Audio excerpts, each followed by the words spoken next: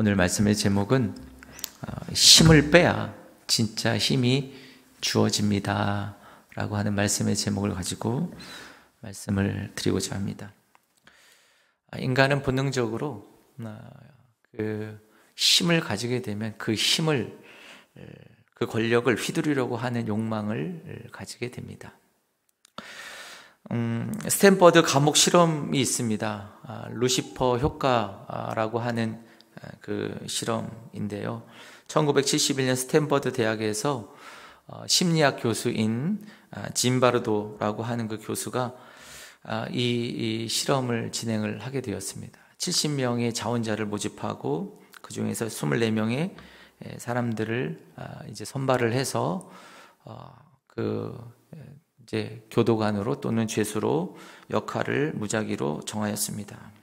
그리고는 그들이 그 스탠퍼드 대학 그 지하 심리학 그 대학 그 지하에 그 가짜 감옥을 만들어 놓고 그곳에서 어떤 심리적인 변화를 일으키는가라고 하는 것을 이제 그 관찰을 하게 된 것이죠. 실험 진행은 이렇습니다. 70명의 지원자를 모집을 했고 그 지원자 중에서 과거 약물의 중독이나 또는 범죄 이력이 없고 또 육체적으로나 정신적으로 장애가 없는 24명을 선발을 합니다. 이 24명은 미국과 캐나다에서 중상위 그 집안에서 사는 좋은 환경에서 자란 그 사람들을 뽑고 또 좋은 환경에서 교육받은 그런 사람들을 뽑았습니다. 그래서 그 중에서 9명은 교도관으로 9명은 죄수로 역할을 맡겨진 것이죠. 그리고 나머지 인원은 이제 그 모든 상황에 대비하기 위해서 대기를 시켰습니다. 교도관 3명씩 3조로 나누어서 교대 근무를 하게 하고 또 죄수들은 3명씩 그 3곳의 감옥에 수용을 하게 됩니다.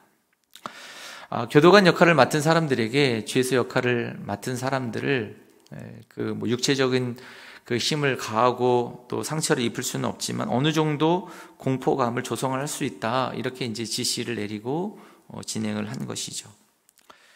첫날 실제 상황과 같이 똑같이 하기 위해서 경찰관들이 죄수 역할을 맡은 사람들을 데리고서 취조를 하고 또 그 가짜 감옥에 데리고 왔습니다. 또 교도관들은 그들에게 옷을 벗기고 그리고 또한 그 살충제를 뿌리고 삭발한 것처럼 모자를 씌우고 옷을 나눠줬는데 거기에는 번호가 앞뒤로 적혀 있는 그 죄수복이었습니다. 그리고는 그들에게 족쇄를 채우고 또 이름을 부르는 것이 아니라 이제 번호를 부르는 것이죠.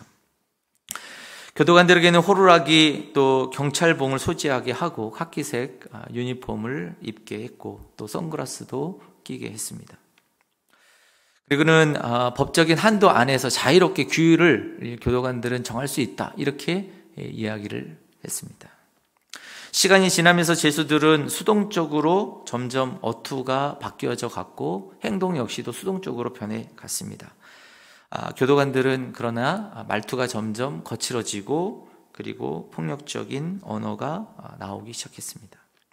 둘째 날 교도관은 자신들의 권위를 이제 세운다는 명목으로 새벽 2시 반에 죄수들을 깨웠습니다. 그리고는 자기의 번호를 부르도록 그렇게 했습니다. 이때 죄수 역할을 맡은 사람 가운데 화가 나가지고 또 언성을 높이고 그리고 또 그 폭력적인 행동을 행하니까 그 교도관들은 그들을 향하여서 폭력을 진압한다 시고 소화기를 가지고 그들을 진압을 하고 또 폭언을 하고 또 팔굽혀펴기를 하면서 체벌을 가하기 시작을 합니다.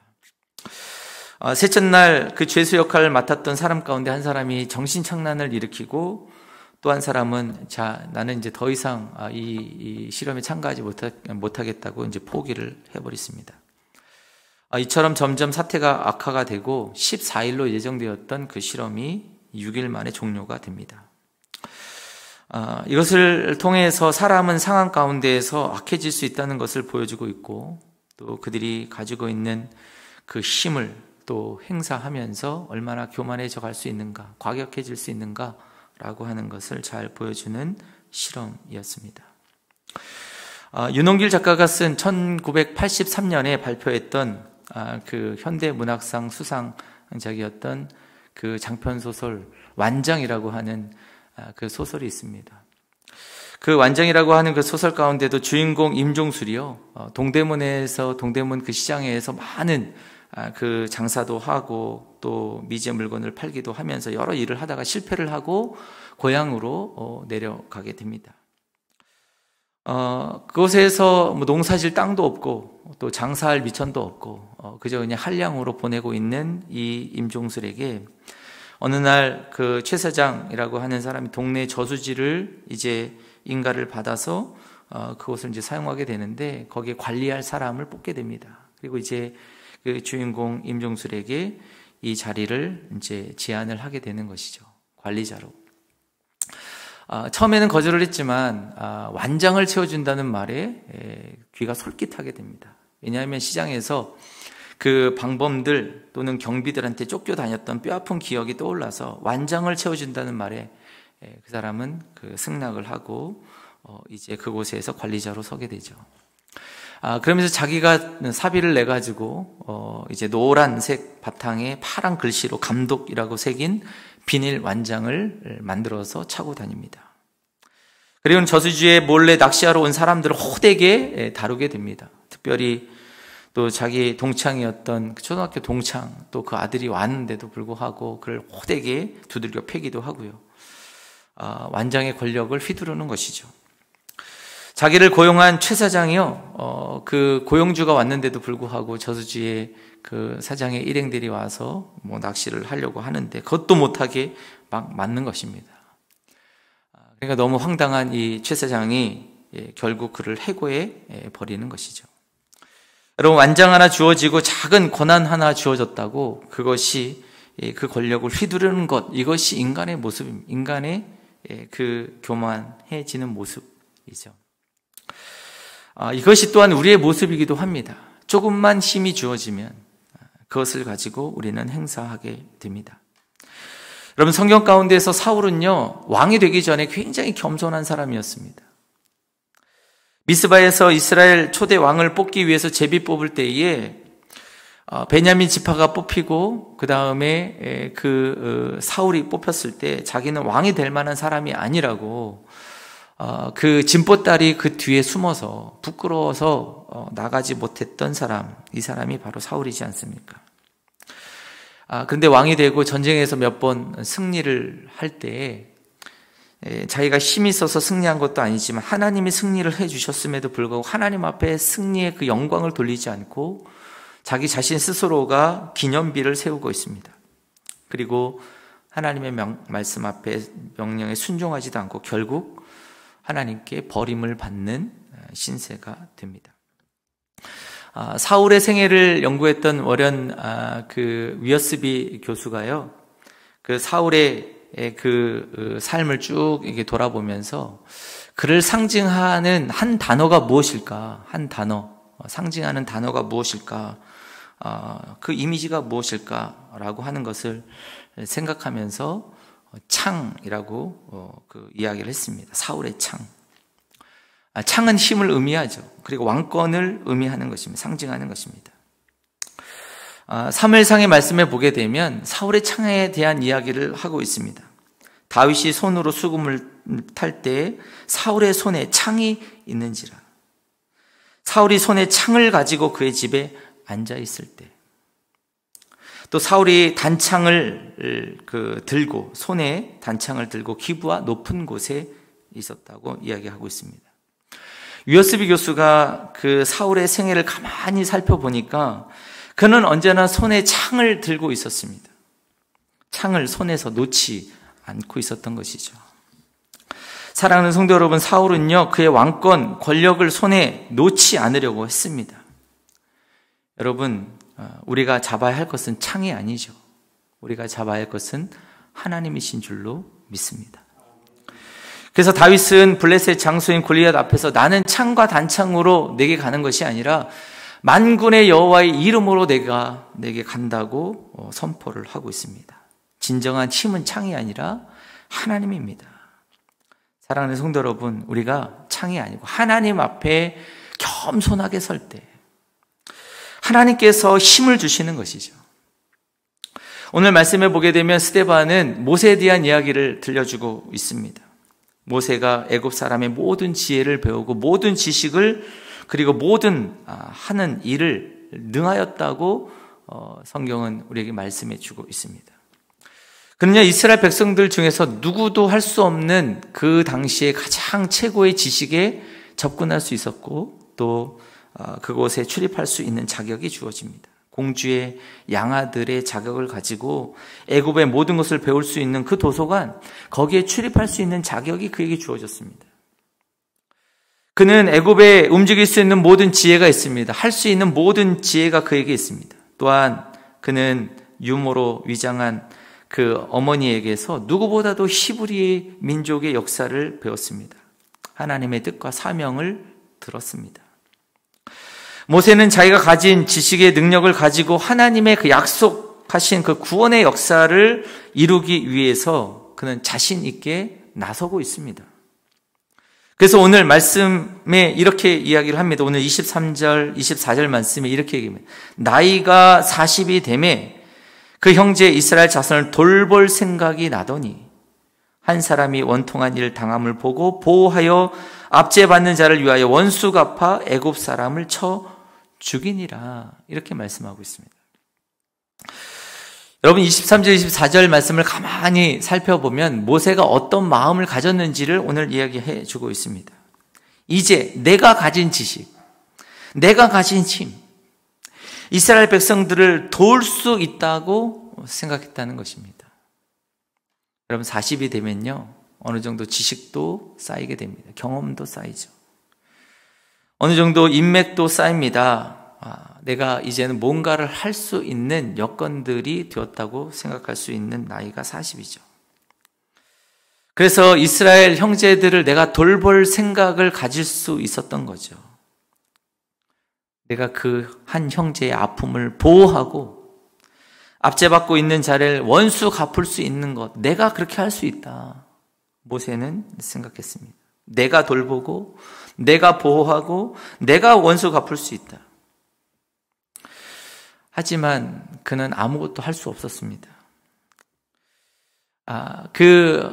히브리 형제가 이야기하죠. 누가 너를 관리와 재판장으로 삼았느냐?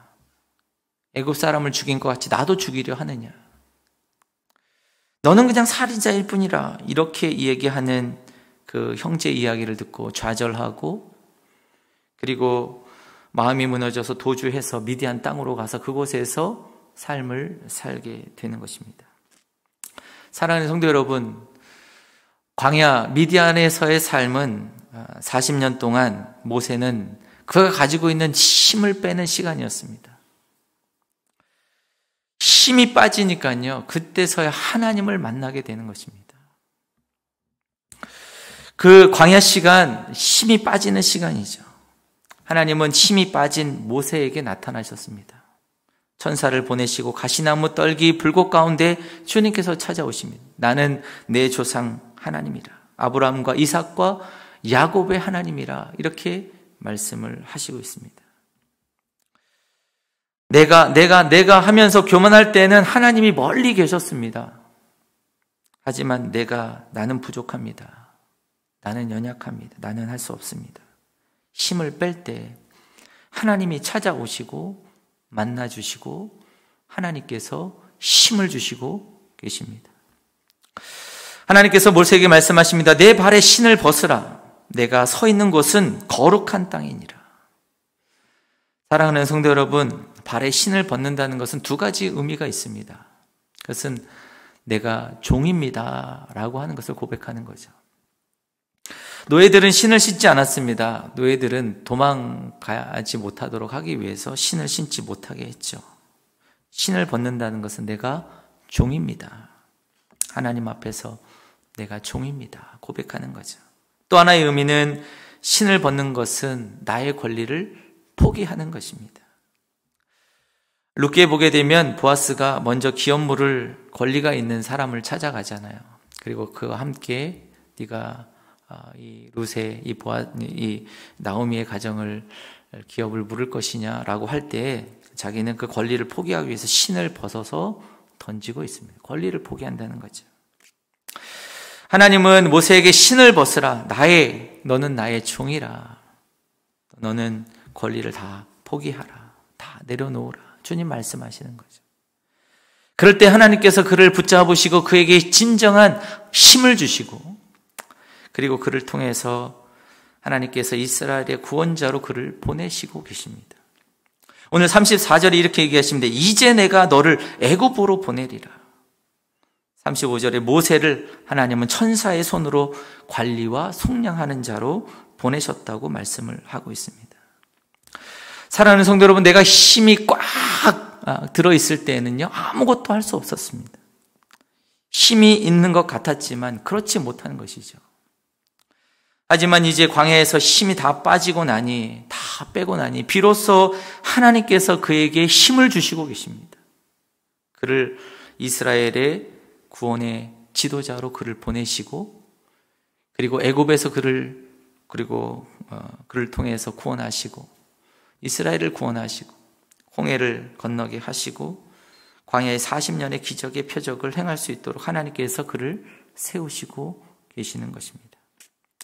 사랑하는 성도 여러분, 우리가 내 힘을 빼고 하나님 앞에 겸손하게 서시는 믿음의 성도들이 되시기를 축원합니다. 그럴 때 진짜 하나님이 주시는 힘을 공급받게 되는 것입니다. 그때 하나님의 구원의 역사, 은혜의 역사가 시작이 됩니다. 이것이 믿음의 비밀입니다.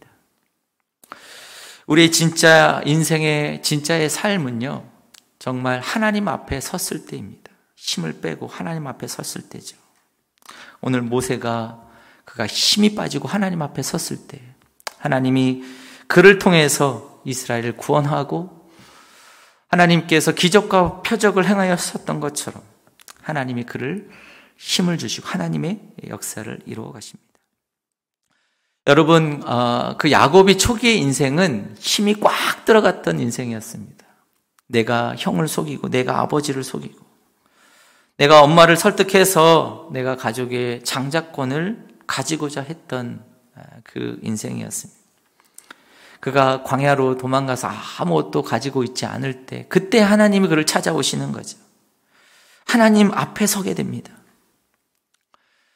히스기야가 그 아버지 아하스의 뒤를 이어서 왕이 되었습니다. 아버지 아하스에게 이사야가 이야기하잖아요. 이사야 선지자가 하나님 말씀을 믿고 하나님을 의지하라고, 이 모든 것들을 다 무시해버리고 자기의 지식, 자기의 힘을 가지고 그 강대국 아수르를 찾아갑니다. 의지하는 것이죠. 하지만 그것은 또 다른 고통의 시작이었습니다. 그 아수르를 의지하고 처음에는 좋았지만 그를 통해서 더 큰 고통이 그에게 찾아오기 시작합니다. 아버지 아하스가 죽고 이제 히스기야가 왕이 되었을 때 이사야 역시 히스기야에게 이야기합니다. 하나님을 믿고 하나님을 의지하라고. 하지만 히스기야 역시 그렇게 하지 않습니다. 자기 힘을 가지고 국가를 운영합니다. 자기 지식으로 국가를 운영하는 거죠. 아버지를 보니까 아수르를 의지하다가 망했으니 이제는 남쪽에 있는 애굽을 의지하고 아수르하고는 그 동맹을 끊어야 되겠다. 여러분, 애굽을 의지하려고 할 때 이사야가 얘기하잖아요. 발가벗은 그 몸으로 돌아다니면서 너희들이 애굽을 의지하면 이렇게 너희들은 부끄러움을 당할 것이라고 선포를 합니다. 그러면서 하나님을 의지하라고, 하나님 앞에 서라고. 하지만 히스기야는 애굽과 손을 잡았습니다. 아수르가 쳐들어오고 그리고 모든 땅을 다 빼앗기고 예루살렘 성 하나만 간신히 버티고 있는 것이죠. 그때서야 히스기야가 하나님 앞에 서는 것입니다. 자기의 지식, 자기의 능력을 다 어쩌게 해보려고 해다 안 되고 나니까 그때서야 하나님 앞에 서는 것입니다. 하나님 앞에 간곡하게 기도합니다. 하나님, 천하만국의 주제이신 하나님, 이 천지를 만드신 하나님, 우리에게 귀를 기울여 주십시오. 눈을 떠서 보십시오. 그들의 말을 들으십시오. 그리고 그들의 손에서 우리를 구원하여 주시옵소서. 천하만국의 주의 여호와 홀로 하나님이신 줄을 그들이 알게 해 주십시오. 하나님 앞에 서니까요, 그제서야 하나님께서 그 수많은 아수르 군대들을 하루아침에 다 송장이 되게 하셨습니다. 히스기야가 자기 힘을 빼고 하나님 앞에 서니 하나님이 구원의 힘을 그들에게 주셨습니다. 사랑하는 성도 여러분, 모세는 힘이 있을 때가 아니라 힘을 빼고 하나님 앞에 섰을 때 가장 성공적인 인생을 살게 됩니다. 가장 성공적인 삶을 살게 되었음을 오늘 말씀하고 있습니다. 사랑하는 성도 여러분, 우리가 하나님 앞에 서는 것이 가장 복된 삶임을 여러분 기억하시고 언제나 하나님 앞에 서시는 믿음의 성도들이 되시기를 간절히 바랍니다. 여러분, 우리가 어느 자리에 있든지 간에 하나님 앞에 서야 되는 거예요. 다윗은요, 자기가 가장 힘이 있다고 가장 많은 힘을 가지고 있을 때에도 하나님 앞에 서는 거죠. 그래서 위대한 하나님의 믿음의 사람이었습니다. 그는 자기가 가지고 있는 힘을 가지고 어떻게 하면 하나님 앞에 더 잘 설까라고 고민하고 믿음으로 나아갔던 사람이 다윗입니다. 다윗은 그래서 자기가 가지고 있는 힘을 가지고 하나님 앞에 날마다 서기 위해서 제사장들을 세우고 모든 제사를 주관하게 하고 찬양대를 세우고요. 모든 성전의 일을 도맡는 모든 국가의 조직을 하게 됩니다. 그가 가지고 있는 힘을 가지고. 그러게 하나님은 다윗에게 복을 주시고 다윗의 나라가 견고하도록 세우시는 것이죠. 여러분, 사람은요, 힘을 가지고 내가 힘이 있을 때 그 힘을 유지하기 위해서, 관리하기 위해서 하나님 앞에 서는 것을 잊어버립니다. 아니, 등한시합니다. 더 나아가서 시간이 아깝다고 하나님 앞에 서는 것을 무시해버리는 것입니다. 그러나 다윗은 가장 힘이 많을 때 그 힘을 가지고 하나님 앞에 섰습니다. 또한 욥은요, 가장 낮은 자리에서 하나님 앞에 선 사람이 욥이었죠.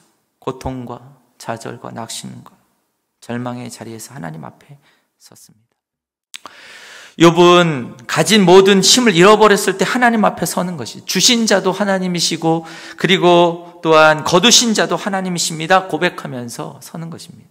하나님 앞에 설 때 그 모든 고통과 고난을 이기는 하나님이 주시는 힘으로 우뚝 서게 되는 것입니다. 하나님은 모세에게 말씀하시잖아요. 내 발에 신을 벗으라. 내가 서 있는 땅은 그곳은 거룩한 땅이니라. 사랑하는 성도 여러분, 그 하나님께서 말씀하시는 그 땅은요, 모세가 40년 동안 늘 다녔던 땅이에요. 늘 지나다녔던 장소입니다. 양을 치면서 다녔던 그 장소, 그것이 바로 그 가시떨기 나무가 있었던 그 장소였습니다. 그 땅에 주님께서 찾아오시고 주님께서 이곳이 거룩한 땅이다 이렇게 말씀하시고 계십니다. 사랑하는 성도 여러분, 모세는 알지 못했지만 하나님은 언제나 모세 앞에 서 계셨습니다. 모세가 힘이 잔뜩 들어가 있을 때는 하나님이 앞에 계셨다는 것을 알지 못했습니다. 보이지도 않았습니다. 그러나 그가 광야에서 힘이 빠지고 나니까요, 하나님이 부르시는 음성이 들립니다. 하나님이 앞에 서 있는 것이 보이는 것입니다. 그리고 하나님 앞에 서게 되는 것입니다. 사랑하는 성도 여러분, 하나님은 언제나 모세 앞에 계셨습니다. 그가 태어나서 나일강에 죽게 되었던 그때에도 하나님 앞에 계셨고요. 하나님께서 그가 나일강에 던져져서 떠내려갈 때에도 하나님은 그 앞에 계셨습니다. 그리고 공주의 눈에 그 갈대 상자가 보이게 하고 공주의 마음 가운데 그 아이를 자기 아들로 삼고자 하는 마음이 들게 하셨죠. 모세가 애굽의 왕궁에서 모든 지혜와 지식을 배울 때에도 하나님은 앞에 계셨습니다. 또한 그가 장성해서 이스라엘 백성들을 돌볼 마음이 있을 때에도 하나님 그 앞에 계셨죠. 또한 그 역시 좌절하고 낙심하고 광야 40년 가운데에 미디안 광야에 있을 때에도 하나님 그 앞에 늘 계셨습니다. 사랑하는 성도 여러분, 하나님께서 모세 앞에 늘 계셨던 것처럼 우리 앞에도 늘 계시는 줄로 믿습니다. 여러분, 40년의 시간, 모세가 실패한 시간, 쓸모없는 시간은 결코 아니었습니다. 여러분, 그 시간은 내가 모든 힘을 빼고 하나님이 내 앞에 계시다는 것을 볼 수 있는 눈이 열리는 시간이었습니다. 실패의 시간이 잔뜩 들어가 있는 힘을 뺄 수 있는 시간이었기 때문에 그렇습니다. 하나님 앞에 서는 것이 얼마나 소중한가, 하나님 앞에 서는 것이 얼마나 귀중한가를 깨닫는 시간이었다는 것입니다. 우리의 삶에 실패는 없습니다. 하나님께서는 우리의 실패를 통해서도 작품을 만드시는 분이 하나님이시기 때문인 줄로 믿습니다. 사람들은 예수님을 건축자의 버린 돌처럼 버렸다고 말씀합니다. 그러나 하나님은 모퉁이의 머릿돌이 되게 하셨다고 주님 말씀하시고 계시죠. 그러므로 나의 힘을 빼고 하나님 앞에 서시는 믿음의 성도들이 되시기를 간절히 축원합니다. 여러분, 우리가 힘을 빼고 하나님 앞에 서면요, 하나님이 주시는 힘으로, 진짜 힘으로 모든 고난, 모든 환난, 그리고 모든 장애물을 뛰어넘는 하나님이 주시는 힘으로 넉넉히 이기게 될 줄로 믿습니다. 모든 것이 끝났다고 생각하는 그 순간 우리 앞에 하나님이 서 계신다는 것을 여러분 기억하십시오. 내 힘으로 안 된다고 좌절하지 마시고 포기하지 마시고 내 힘을 빼고 하나님 앞에 서시는 지혜로운 하나님의 백성들이 되시기를 간절히 축원합니다. 함께 한번 기도하겠습니다.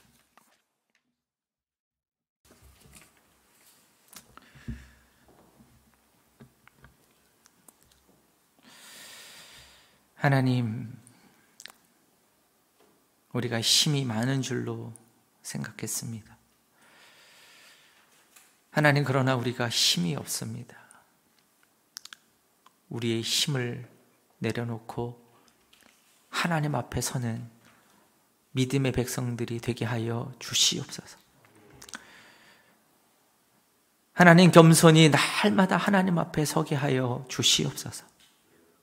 내가 가진 그 힘으로 더욱더 주님 앞에 서기를 사모하는 하나님의 백성들이 되게 하여 주시고, 낙심하고 좌절하고 아무것도 보이지 않는 그때라도 하나님 앞에 서는 믿음의 백성들 되게 하여 주셔서 하나님이 주시는 힘으로 넉넉히 이기고 승리하는, 하나님이 우리를 세우시고 구원의 지도자로 하나님의 구원의 역사를 이루어가는 믿음의 백성들로 세우시는 놀라운 역사를 체험하는 믿음의 백성들 다 되게 하여 주시옵소서. 이 모든 것 주님께 맡겨드리며 예수님의 이름으로 기도드립니다. 아멘.